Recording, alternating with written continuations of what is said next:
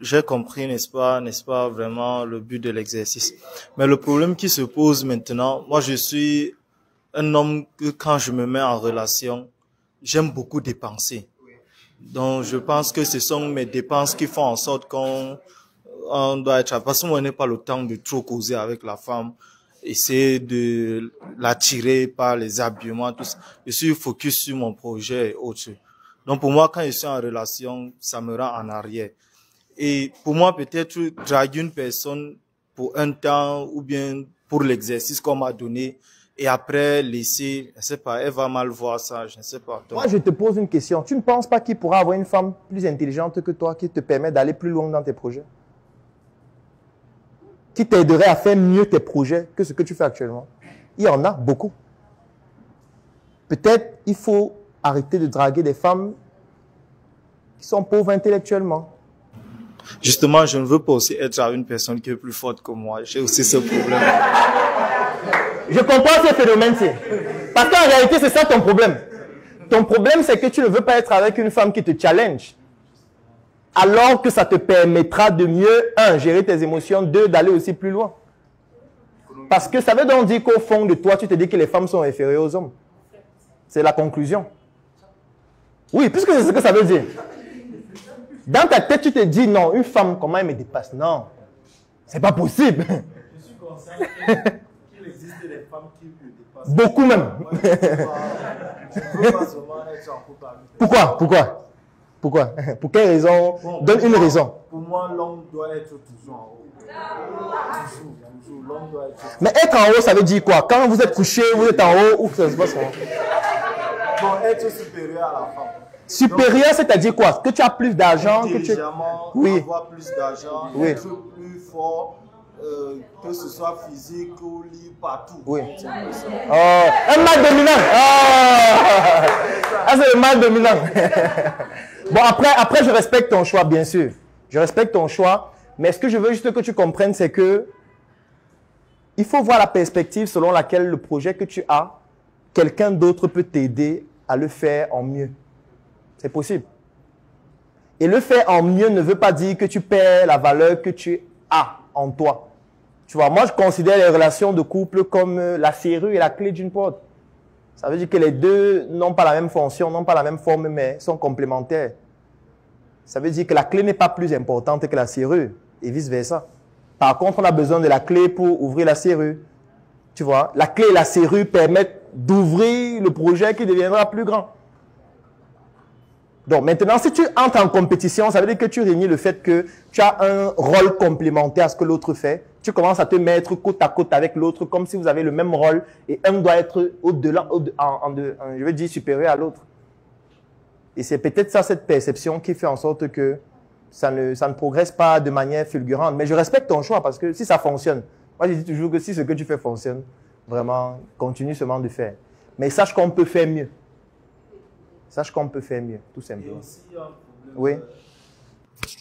Vous dites qu'on aille draguer celle qu'on aime, celle vraiment, la majorité des femmes que moi je vois qui me plaisent et autres, je pense que, donc je n'ai pas la confiance en moi. Donc je me dis que ça, ce n'est pas mon... Mais c'est ça l'exercice.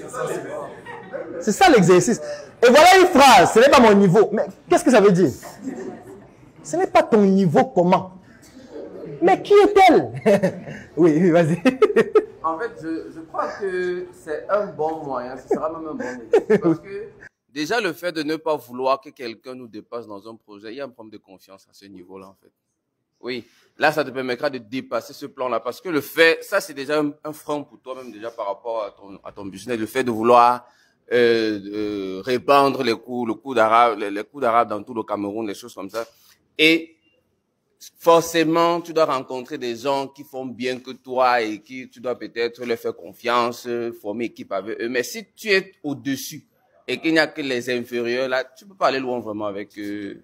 Donc, faut apprendre à accepter que oui, je me mets face à quelqu'un qui est bien plus efficace que moi. J'apprends de lui et puis j'avance et puis je me sens pas rabaissé, je me sens pas petit et tout ça.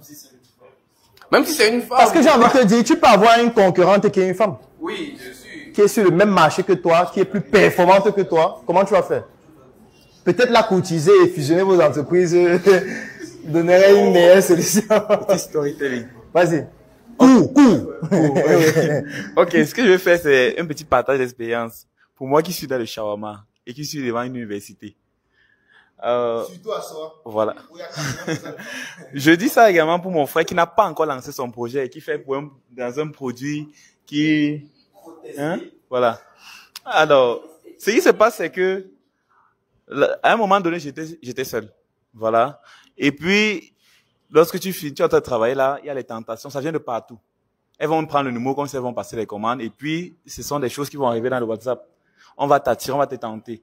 Et puis là, vraiment, je tombais. Faut dire vrai. À un moment donné, oui, je tombais, je cédais. Quand je trouvais mon jar là, il fallait valider.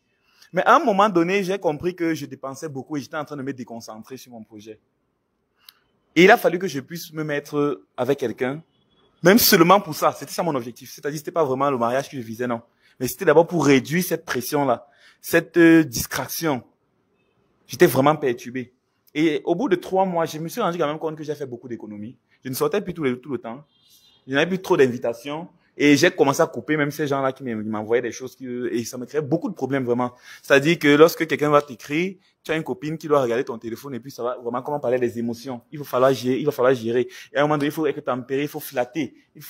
Pourtant le business est en train de chauffer, donc ça va dans tous les sens. Donc je pense que c'est une très bonne investissement également et je disais ça pour lui qui a peur. Non. J'ai pas peur. Tout le monde va y faire face. Volontairement ou involontairement. Ça va se produire. Parce que j'ai envie de dire, même quand tu vas te marier, est-ce que ça va s'arrêter? Non. Quand tu vas te marier, vous allez être en couple. Si elle te trompe, tu vas faire comment? Tu vas dire que Dieu a dit qu'on ne trompe pas. Tu vas faire quoi? Si vous vous mariez et tu découvres qu'elle t'a trompé, tu vas faire quoi? Tu vas rien faire. En quoi faisant? En quoi faisant? À ne pas être irrité en fait. En quoi faisant? Comment tu fais pour ne pas être irrité? Explique, non? Si tu l'as pris en flagrant délit.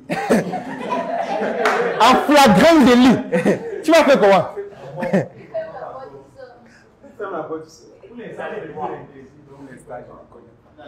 Regarde, moi je veux que tu comprennes que l'une des qualités d'un entrepreneur, c'est l'anticipation.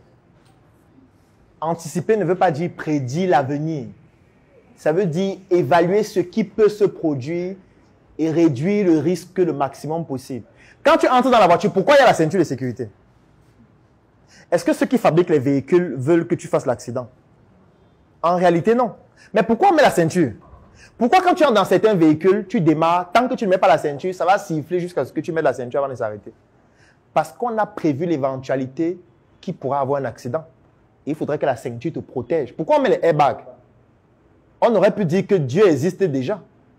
Comme Dieu est là, il va nous protéger pendant les accidents. On a dit non, attention, c'est vrai, Dieu est là, mais on va quand même mettre le airbag. Tu vois? Pour que le airbag nous protège s'il y a un choc qui est violent. De telle sorte que même si on a des traumatismes, au moins le airbag va réduire les traumatismes de manière considérable. Ce n'est pas pour rien. Toi, en tant qu'entrepreneur, tu dois pouvoir prévoir ça. Tu peux te mettre avec une femme de l'église, vous vous mariez, tu as ton entreprise, vous faites 10 ans, elle divorce, elle prend la moitié de tes biens. Et c'était ça sa stratégie depuis 10 ans. Comment tu vas faire? Tu sais qu'il y a des femmes qui font ça. Elles se marient avec toi pour prendre tes biens. Comment tu vas faire face à ça? Tu vas encore te marier avec une autre femme qui vient prendre encore les 50%, les 50% restants. Ou alors tu trouves un moyen d'anticiper dessus en gérant déjà tes émotions dès maintenant. C'est la décision que tu dois prendre. Parce que ça va arriver, mon frère. Personne n'échappe. Il n'y a pas de gens forts. Face aux émotions, il n'y a pas les gens qui sont puissants, qui sont forts, non. Tout le monde fait ses classes dans les émotions. Il n'y a pas que tu es le dominant des émotions, non. La preuve, c'est que tu as peur de certaines femmes. Ça montre déjà que tu es dominé par elles émotionnellement. Quand tu les vois, tu dis, ah, la fille, c'est... non. Ce n'est pas mon genre, ce n'est pas ma qualité ici. Je préfère la laisser aux autres. Non, à un moment donné, tu dois affronter aussi ce genre de femmes-là et voir ce que ça fait. Même si tu te brûles les ailes, au moins tu auras appris quelque chose et ça participe à l'exercice. J'offre 3 mois d'accompagnement sur mesure gratuitement à tous les membres de la Startup Academy.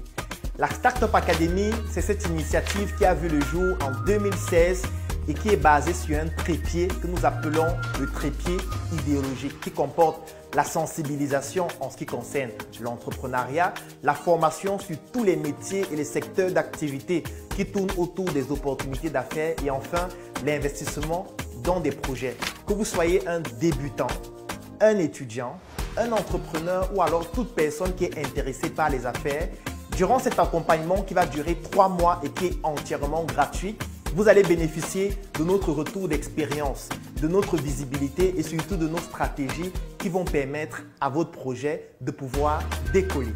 Je vais laisser un lien dans la description de cette vidéo et en commentaire. Vous cliquez dessus, vous remplissez le formulaire pour pouvoir bénéficier en exclusivité de cet accompagnement gratuit sur mesure par rapport à votre activité qui va durer 3 mois. Rendez-vous à la Startup Academy.